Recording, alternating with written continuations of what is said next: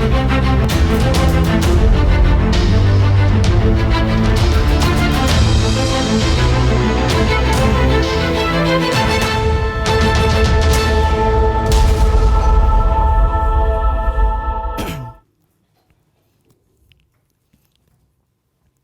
notre Dieu, notre Père, notre Roi, à cet instant, Seigneur Dieu, nous faisons révérence devant toi et nous voulons entendre ta voix. Parle, car ton serviteur écoute.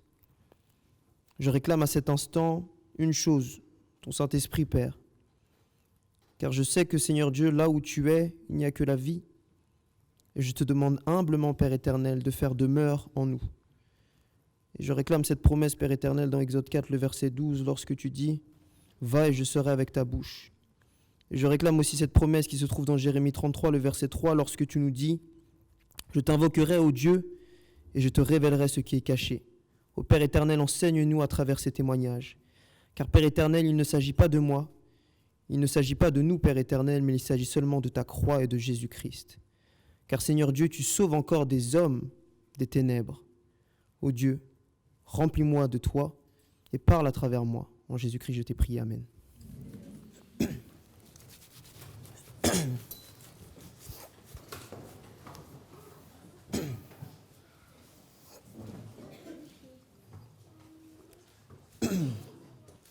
Donc, il y a des visages que je connais ici, et ça me rend toujours aussi humble en fait de voir ces visages-là, notamment Olivier, parce qu'il m'a vu grandir en fait, et il a vu là où j'étais et là où je suis maintenant.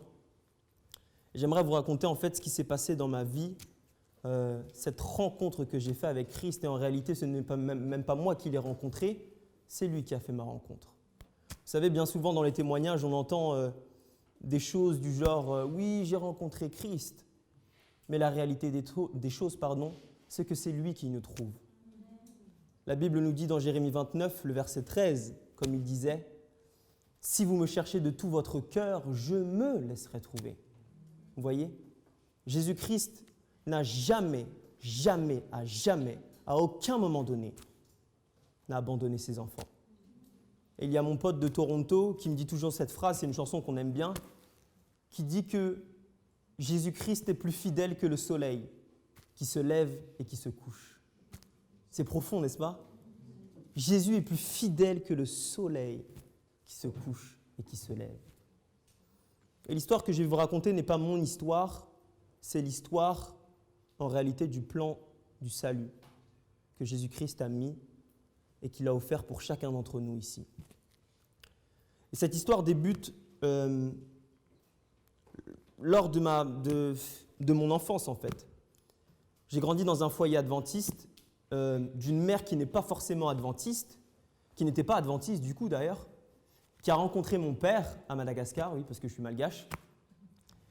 Et lorsqu'elle a rencontré mon père, après quelques années, elle a décidé de se baptiser.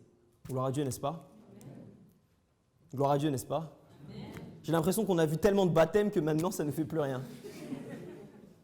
Mais lorsque une âme se donne à Christ, mes frères et sœurs, le ciel est en joie.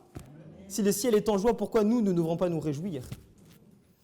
Et ma mère a donné sa vie à Christ.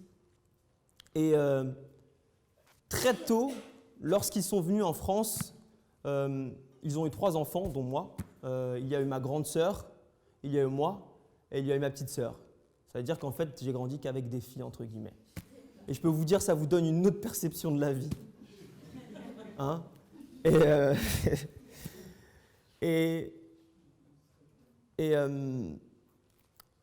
Toute mon enfance a été bercée dans une espèce de confusion totale. Confusion totale. J'ai grandi dans l'église adventiste, mais la réalité des choses, c'est que je ne connaissais pas en fait Jésus-Christ, tout simplement. Et la réalité des choses, c'est qu'aujourd'hui, il y en a peut-être même d'entre vous qui sont assis ici, qui entendent toutes ces vérités, mais c'est caduc. Parce que vous loupez en réalité la seule chose qui vous ferait comprendre la profondeur de tout ce qu'on parle depuis le début. Qui se rappelle l'histoire de Nicodème ? Vous vous rappelez de l'histoire de Nicodème ? On va prendre Jean 3, parce que vous ne vous rappelez pas de l'histoire de Nicodème. On va prendre Jean 3. On va prendre Jean 3. On va lire à partir du verset 1. Jean 3, le verset 1.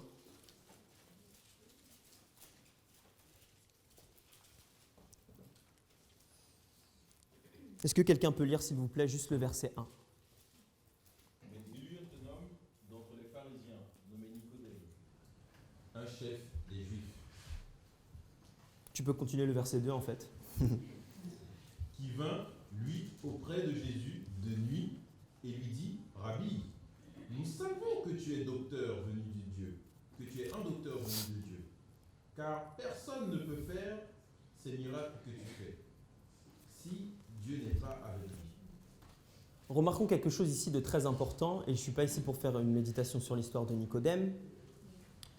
Lorsque Nicodème va faire cette rencontre avec Christ, le contexte est le suivant. D'abord, il y a Jésus-Christ qui était dans le temple et qui a fait cette chose extraordinaire lorsqu'il renverse en fait la table. Et quand j'ai étudié ça il n'y a pas très longtemps, je me suis dit c'est quand même brutal. Je me dis c'est quand même brutal un homme qui se réclame comme le Fils de Dieu et qui renverse une table comme ça. Et il y a ces pharisiens qui ne comprennent pas cette scène. Et de cette scène, il y a des pharisiens qui partent, se disant, mais il y a quelque chose de mystérieux avec cet homme, qui à la fois fait peur, mais qui à la fois adoucit. Et il y a un homme, un pharisien, et pas n'importe quel pharisien, c'est le chef des pharisiens. C'est un chef. C'est-à-dire qu'il y a docteur de la loi et il y a super docteur de la loi. Nicodème, c'était le Superman, en gros, des docteurs de la loi. Et il va faire cette rencontre avec Christ de nuit. De nuit, mes frères et sœurs. Et c'est quelque chose de très, très, très, très, très profond. Vous voyez, la nuit dans la Bible est apparentée aux ténèbres.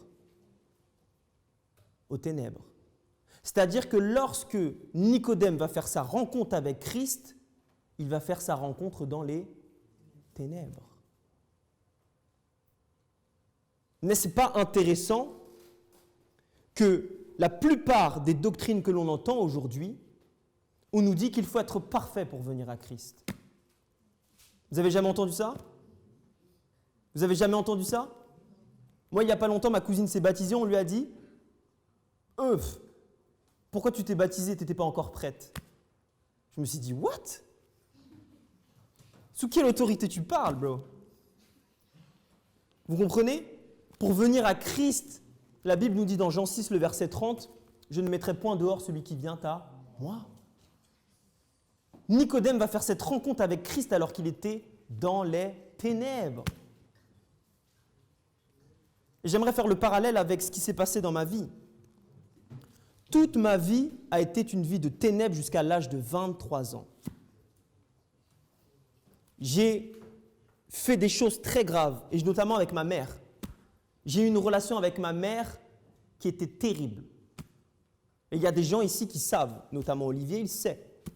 J'ai une relation avec ma mère qui était terriblement terrible. Et aujourd'hui, il y a des gens dans l'église, beaucoup d'enfants, parce que le diable a un zèle particulier avec la jeunesse, il essaye en fait de casser la famille. Et j'aime bien ce que dit Williams. Il dit souvent que le meilleur moyen de détruire une société, il faut passer par la famille. Le meilleur moyen de détruire une église, c'est de passer par la famille. Et pendant 23 ans de ma vie, Satan lui-même m'a volé ma jeunesse. Il me l'a volé, clairement. Et si vous vous demandez pourquoi aujourd'hui vous avez des problèmes avec votre mère, si vous vous demandez aujourd'hui pourquoi vous avez des problèmes avec vos parents, ce n'est pas la faute de vos parents, ce n'est ni votre faute, c'est la faute de Satan lui-même. Mes frères et sœurs, nous sommes au milieu d'un combat. Ce n'est pas une blague, on n'est pas venu ici pour le Club Med, c'est la formation FFM, et puis on reste là, on rentre chez nous, et puis tout va bien. La réalité des choses, c'est que nous sommes aujourd'hui dans un conflit cosmique. Et la Bible nous dit que Satan rôde tel un quoi? Un lion qui quoi? Qui rugit. Et vous savez, j'ai étudié le cheminement d'un lion. Lorsqu'un lion rugit, vous savez ce qu'il fait? Le rugissement est tellement puissant que, imaginons si moi je suis le lion et puis vous êtes à peu près à 10 km, toi, tu peux sentir la vibration du rugissement à 10 km aux alentours. Ça peut même faire vibrer votre cœur. Et lorsque la Bible nous dit que Satan est comme un lion rugissant, il est en train de dire qu'il rugit, et parce qu'il rugit, il y a des hommes et des femmes qui sont paralysés à cause de ce rugissement. Et la réalité des choses, c'est qu'il y a un bon nombre de jeunes dans l'Église qui aujourd'hui sont paralysés. Ils dorment. Ils dorment. Ils dorment. J'ai vécu une vie comme ça, entre problèmes à la maison. Quand j'allais à l'église, alors là, je me disais, mais c'est qui ces gens qui professent la vérité, alors qu'à l'intérieur, ils font exactement la même chose que le monde? Lorsque je venais dans l'église, je remarquais qu'il n'y avait pas une cohérence entre ce qui se dit sur le pupitre et ce qui se vit dans l'église. Ça devrait nous faire réfléchir, mes frères et sœurs. Combien d'entre nous ici professent dire la vérité? Combien d'entre nous ici professent dire « Ah, j'ai un tas de connaissances », mais la réalité des choses, ce n'est pas le nombre de vérités qui va vous sauver. La réalité des choses, c'est « Est-ce que vous aimez assez Dieu pour vivre votre vérité ?» Et alors que j'ai vécu tous ces problèmes, j'ai commencé à aller dans le monde, puisque je n'ai pas trouvé mes réponses dans l'Église. J'ai commencé à être un pied dans le monde, un pied dans l'Église. J'ai commencé à être accro à l'alcool, pornographie, sexe, tout ce genre de choses-là. Et je me suis retrouvé dans des situations pas possibles. Et alors que j'étais dans cette espèce de gadou, il s'est passé quelque chose d'extraordinaire. Vous savez, lorsque vous lisez Genèse 1, on va dire Genèse 1. Je suis désolé. On va dire Genèse 1. Au commencement, Dieu créa les cieux et la terre. La terre était comment? Informe et vide. Il y avait des ténèbres à la surface de l'abîme. Et regardez ce qui se passe. L'Esprit de Dieu se mouvait au-dessus des eaux. Ça veut dire que lorsqu'il y a ténèbres, vous savez ce que fait l'Esprit?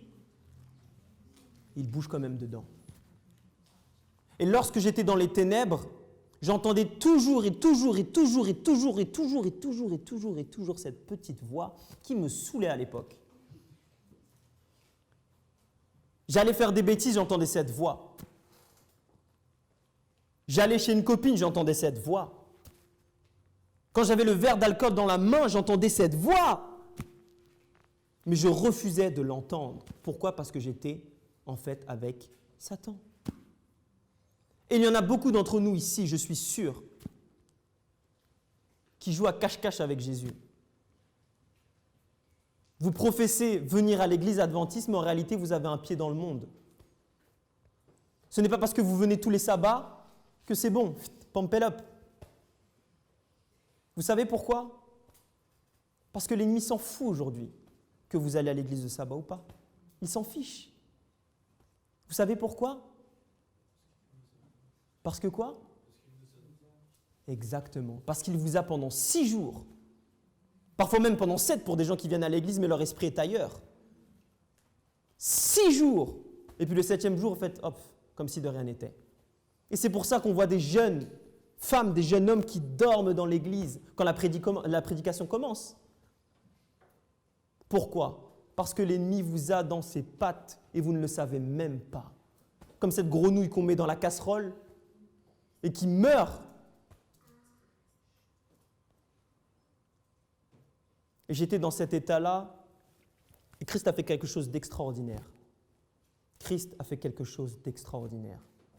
Lorsque j'étais dans Magadou, j'étais encore à l'église adventiste, que j'avais un pied dans les deux côtés. Il y a Olivier en fait, qui est venu me voir et il y avait en fait un voyage au Mexique.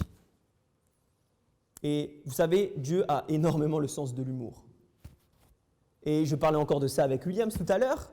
Il disait que Dieu avait suscité cette église, non pas parce qu'on était les meilleurs, mais parce qu'on était le moindre, les plus zéros. Et c'est parce qu'on est les plus zéros que Jésus-Christ veut susciter cette église afin de toucher le reste de ses brebis. Et il me fait cette proposition, il me dit « Amiel, j'aimerais que tu partes au Mexique. » J'ai failli dire le Rwanda. « Il faut que tu partes au Mexique. » Il faut que tu partes au Mexique. Et vous savez, Olivier, c'est quelqu'un à qui je n'ai jamais dit non. Parce qu'il a fait tellement de choses dans ma vie qu'au final, je me suis dit, je ne vais plus lui dire non, parce qu'à chaque fois que je disais oui, en fait, il se passait des bénédictions. Et l'Éternel a envoyé cet homme-là pour me parler. Et finalement, j'ai pris la décision d'aller au Mexique. Moi qui n'avais jamais prêché, je ne connaissais même pas un bout de ça, rien du tout, zéro. L'Éternel m'a suscité pour que j'aille prêcher là-bas. Et vous savez ce qu'il y a d'extraordinaire ? Lorsque j'ai prêché là-bas, je ne prêchais pas pour les autres. Vous savez ça ? Je prêchais pour moi-même. Alors que chaque soir, je faisais chaque message. Et je me rappelle d'ailleurs, le premier soir, j'ai demandé à l'Éternel, à genoux, je lui ai dit, Père éternel, pète-moi une jambe, s'il te plaît. Je lui ai dit, Père, casse-moi une jambe. Et je priais comme ça, je priais, et je pleurais comme un bébé. Et j'ai attendu, il m'a pas cassé de jambe. Du coup, j'ai décidé d'y aller. Et je me rappelais, je tremblais comme ça. Et alors que je prêchais, vous savez, lorsque je prêche, je n'entends rien du tout. Jusqu'à aujourd'hui. Et lorsque je prêchais, j'avais l'impression que le truc faisait comme ça. Et je faisais toutes les doctrines. Daniel 2, le truc me touchait comme ça. Boum, boum, boum, boum. Jusqu'au jour du baptême. Et vous savez, on faisait des dévotions tous les matins. Et c'est très important. Et c'est la leçon à retenir dans cette histoire. Jésus-Christ parle par sa parole. Et vous n'avez pas remarqué dans Genèse, lorsqu'il dit, il crée, n'est-ce pas ? Vous êtes au clair avec ça ? Que la lumière soit et la lumière fut. Ça veut dire qu'à chaque fois que nous rentrons en contact avec cette parole, il se passe toujours quelque chose.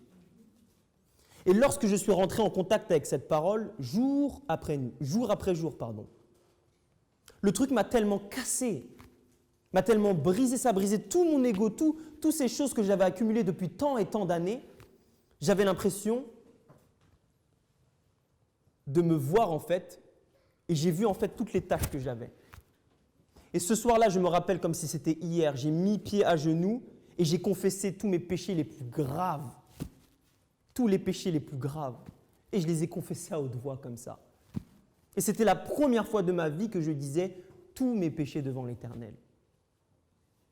Et à cet instant-là, j'ai ressenti quelque chose d'extraordinaire. J'ai vu la croix, mes frères et sœurs. La croix.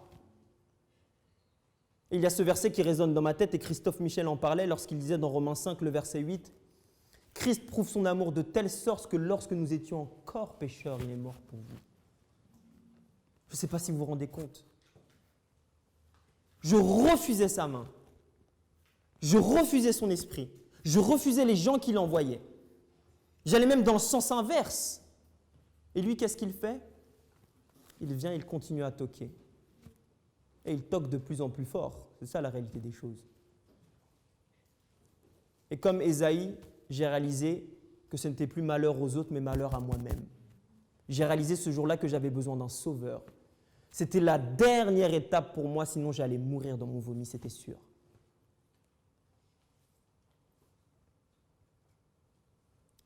Et alors que je vais terminer, toute cette histoire n'est autre que le plan de la rédemption, mes frères et sœurs. Christ n'est jamais venu pour des gens parfaits. Vous n'avez pas besoin d'avoir des histoires incroyables. Et il n'y a pas longtemps, quelqu'un est venu vers moi et m'a dit « Oui, je n'ai pas d'histoire incroyable à donner, je ne suis pas passé par le monde, peut-être qu'il faut que j'aille dans le monde pour goûter. » Vous savez ce que c'est ça ? C'est le vin de Babylone. Folie. Le plus grand de tous les témoignages, mes frères et sœurs, c'est celui qui est resté droit, fidèle et qui n'a pas goûté à ces choses du monde. Ces choses du monde laissent des cicatrices. Des cicatrices qui ne peuvent être que guéries qu'en Jésus-Christ lui-même. Et j'aimerais juste vous dire quelque chose à vous les jeunes. Et j'ai envie de parler de mon message de demain, mais je ne peux pas. Dans Ésaïe 59, et je le redis souvent, la main de l'Éternel n'est pas trop courte pour sauver. Son oreille n'est pas trop lourde pour entendre. Peu importe là où vous en êtes à cet instant-là, et si vous êtes là, j'ai la ferme conviction que premièrement, vous ne savez pas qui vous êtes encore. N'est-ce pas, le thème c'était pourquoi je suis adventiste. Ils sont pas. Tous les gens qui sont ici ne savent pas qui ils sont. Et si vous venez ici,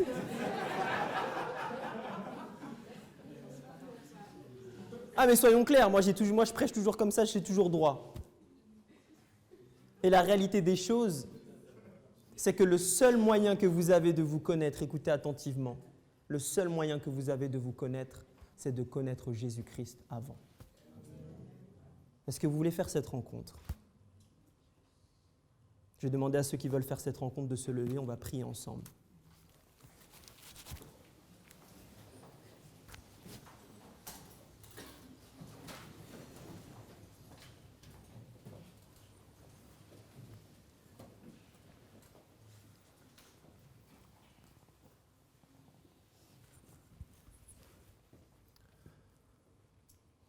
Notre Dieu, notre Père, notre Roi, Seigneur Dieu, j'ai la ferme assurance. Comme tu nous le dis dans Ésaïe 55, lorsque ta parole est délivrée, elle ne retourne sans effet. Père éternel, j'ai foi et je sais que, Seigneur Dieu, toute cette semence qui a été plantée durant cette journée va porter des fruits. Seigneur Dieu, mon désir est le suivant, que chaque âme ici présente puisse faire ta rencontre dès maintenant et à jamais, mais qu'ils puissent aussi, Père éternel, que tu puisses véritablement enflammer leur cœur comme tu l'as fait avec le prophète Jérémie.